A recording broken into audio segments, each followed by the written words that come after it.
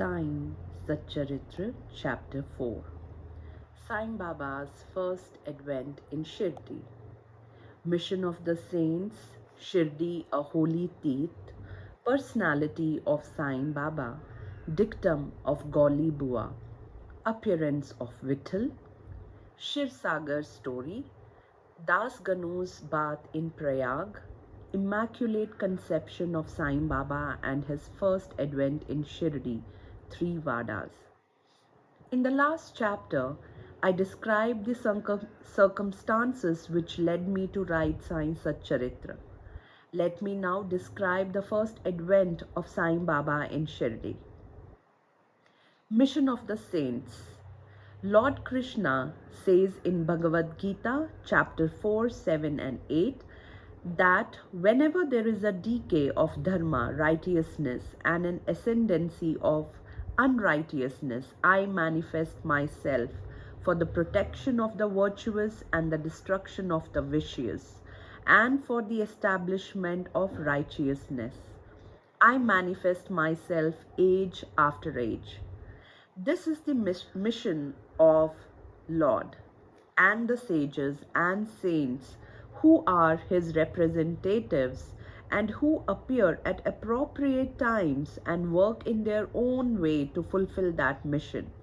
For instance, when the twice born, that is the Brahmins, the Kshatriyas and the Vaishyas neglect their duties, and when the Shudras try to usurp the duties of other classes, when spiritual preceptors are not respected but humiliated, when nobody cares for religious instructions, when everybody thinks himself very learned, when people begin to partake of forbidden foods and intoxicating drinks, when under the cloak of religion people indulge in malpractices, when people belonging to different sects fight amongst themselves, when Brahmins fail to do Sandhya adoration and the Orthodox leave their religious practices, when yogis neglect their meditation, when people begin to think that wealth, progeny, wife are their sole concern and thus turn away from the true path of salvation, then saints appear and try to set matters right by their words and action. They serve us as beacon lights and show us the path and the right way for us to follow. In this way, many saints like Nivrutti, Dhyanandev, Muktabhai, Namdev, Gora, Gonai, Eknath, Tukaram, Narahari, Narsibhai, Sajan Kasai, Savata, Ramdas and various others did appear at various times to show the right path to the people, and so the present advent came as Sri Sai Baba of Shirdi. Shirdi, a holy teeth. The banks of the Godavari river in the Ahmednagar district are very fortunate, for they gave birth and refuge to many saints, prominent amongst them being Dhyaneshwar. Shirdi also falls in the Kopargaon Taluk or the Ahmednagar district. After crossing the Godavari river at Kopargaon, one gets on way to Shirdi. When you go 3 kos, which is 9 miles, you come to Neemgaon, from where Shirdi is visible. Shirdi is as famous and well known as other holy places like Gangapur, Narasimhawadi, Odumbar on the banks of Krishna river. As the devotee Damoji flourished and blessed Mangal Veda near Pandharpur, as Samarth Ramdas at Sajjangad, as Sri Narasimha Saraswati at Saraswati Wadi, so Sainath flourished at Shirdi and blessed it. Personality of Sai Baba. It is on account of Sri Sai Baba that Shirdi grew into importance. Let us see what sort of a personage Sai Baba was. He conquered this sansar, worldly existence, which is very difficult and hard to cross. Peace or mental calm was his ornament, and he was the repository of wisdom. He was the home of Vaishnav devotees, most generous like Karna amongst all, the quintessence of all essences. He had no love for perishable things and was always engrossed in self-realization, which was his sole concern. He felt no pleasure in the things of this world or of the world beyond. His antarang heart was as clear as a mirror, and his speech always rained nectar. The rich or poor people were the same to him. He neither knew nor cared for honor or dishonor. He was the Lord of all beings. He spoke freely and mixed with all people, watched the actings and dances of nautch girls and heard ghazal songs. Still he swerved not an inch from samadhi, mental equilibrium. The name of Allah was always on his lips. While the world awoke, he slept, and while the world slept, he was vigilant. His inner self was as calm as the deep sea. His ashram could not be determined, nor his actions could be definitely determined. And though he sat and lived in one place, he knew all the transactions of the world. His darbar was imposing. He told hundreds of stories daily. Still, he swerved not an inch from his vow of silence.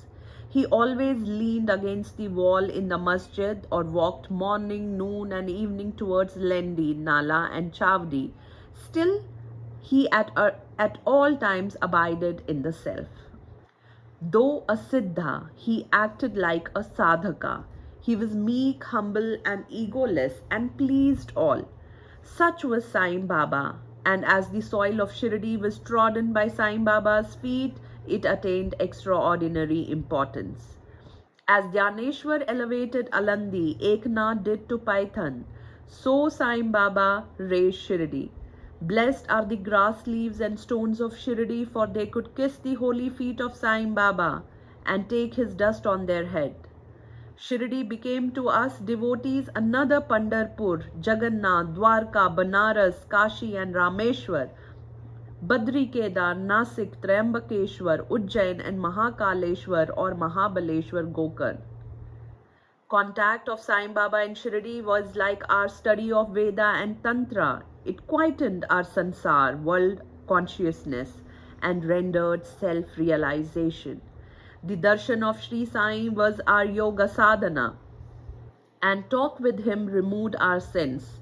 Shampooing his legs was our bath in Triveni Prayag, and drinking the holy water of his feet destroyed our sins. To us, his commands were Vedas, and accepting, eating his udi, sacred ashes and prasad was all purifying. He was our Sri Krishna and Sri Ram who gave us solace, and he was our Parabrahma, absolute reality. He was himself beyond the pair of dvandvas, opposites, never dejected nor elated. He was always engrossed in his self as existence, knowledge and bliss. Shirdi was his center, but his field of action extended far beyond to Punjab, Calcutta, North India, Gujarat, Dhaka, now in Bangladesh and Konkan. Thus the fame of Sai Baba spread far and wide, and people from all parts came to take his darshan and be blessed. By mere darshan, minds of people, whether pure or impure, would become quiet at once. They got here the same unparalleled joy the devotees get at Pandharpur by seeing Vitthal Rakumai. This is not an exaggeration. Consider what a devotee says in this respect. Dictum of Gauli Bua. An old devotee by name Gauli Bua, aged about 95 years, was a workari of Pandhari. He stayed for 8 months at Pandharpur and for 4 months Ashada to Kartik, July to November on the banks of the river Ganges. He had a donkey with him for carrying his luggage and a disciple as his companion.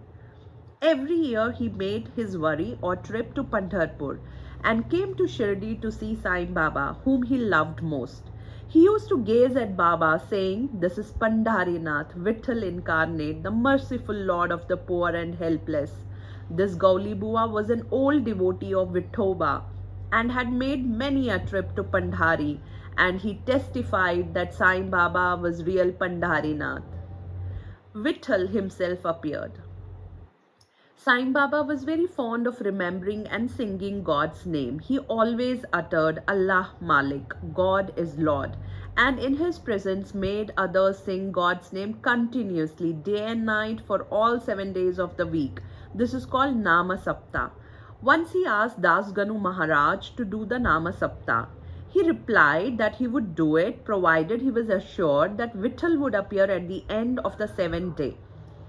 Then Baba, placing his hand on his chest, assured him that certainly Vitthal would appear, but for that the devotee must be earnest and devout. The Dankapuri Thakur of Dakurnath, the Pandhari of Vitthal, the Dwarka of Ranchod Krishna is here, Shirdi. One need not go for out to see Dwaraka. Will Vitthal come here from outside place? He is here. Only when the devotee is bursting with love and devotion, Vitthal will manifest himself here in Shirdi. After the Saptah was over, Vitthal did manifest himself in the following manner. Kaka Sahib Dikshit was as usual sitting in meditation after his bath. He saw Vitthal in a vision. When he went at noon for Baba's darshan, Baba asked him point blank, "Did Vitthal Patil come? Did you see him? He's a very charmed fellow. Catch him firmly, otherwise he will escape if you are even a little inattentive." This happened in the morning, and at noon there was another Vitthal darshan. A hawker came there for selling 25 or 30 pictures of Vithoba. This picture exactly tallied with the figure that had appeared in Kaka Sahib's vision. On seeing this and remembering Baba's words, Kaka Sahib Dikshit was much surprised and delighted. He bought one picture of Vithoba and placed it in the shrine for worship. Bhagwantrao Shirsagar's story. How fond was Baba for Vitthal worship was illustrated in Bhagwantrao Shirsagar's story. The father of Bhagwantrao was a devotee of Vithoba and used to make Vari's annual trips to Pandharpur. He also had an image of Vithoba at home, which he worshipped. After his death, the son stopped everything, the Vari, the worship and Shraddha ceremony, etc. When Bhagwantrao came to Shirdi, Baba, on remembering his father, at once said, "His father was my friend, so I dragged him, the son, here. He never offered Naivedya, offering of food, and so he starved Vitthal and me. So I brought him here. I shall remonstrate him now and set him to worship." Das Ganu's bath in Prayag. The Hindus think a bath in the holy Tirth of Prayag, where the Ganga and Yamuna meet, is very meritorious, and thousands of pilgrims go there periodically to have the sacred bath there.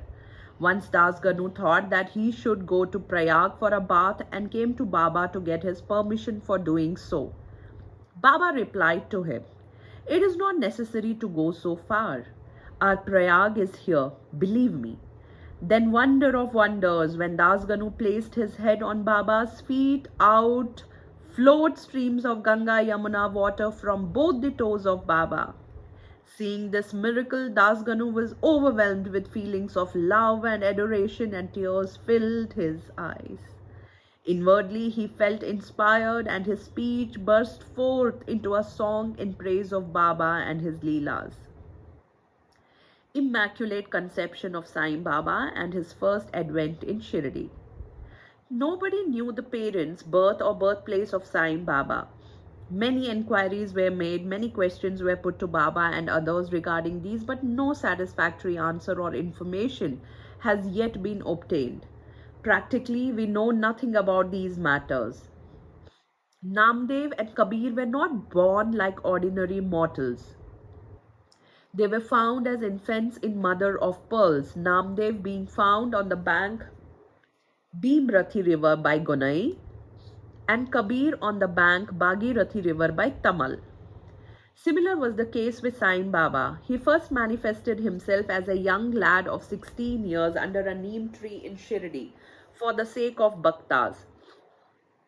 Even then he seemed to be full of the knowledge of Brahma. He had no desire for worldly objects even in dreams. He kicked off Maya and Mukti, deliverance, and was serving at his feet. One old woman of Shirdi, the mother of Nana Chopdar, described him thus. This young lad, fair, smart, and very handsome, was first seen under the neem tree seated in an asan. The people of the village were wonderstruck to see such a young lad practicing hard penance, not minding heat and cold. By day he associated with none. By night he was afraid of nobody. People were wondering and asking whence this young chap had turned up. His form and features were so beautiful that a mere look endeared him to all.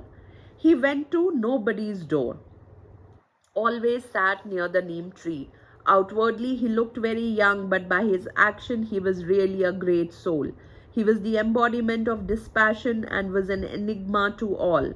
One day it so happened that God Khandoba possessed the body of some devotee, and people began to ask him, Deva, God, you please inquire what blessed father's son is this lad, and whence did he come? God Khandoba asked them to bring a pickaxe and dig in a particular place. When it was dug, bricks were found underneath a flat stone. When the stone was removed, a corridor was seen in which four samais lights were burning. The corridor led to a cellar where cow-mouth shaped structures, wooden boards, rosaries were seen.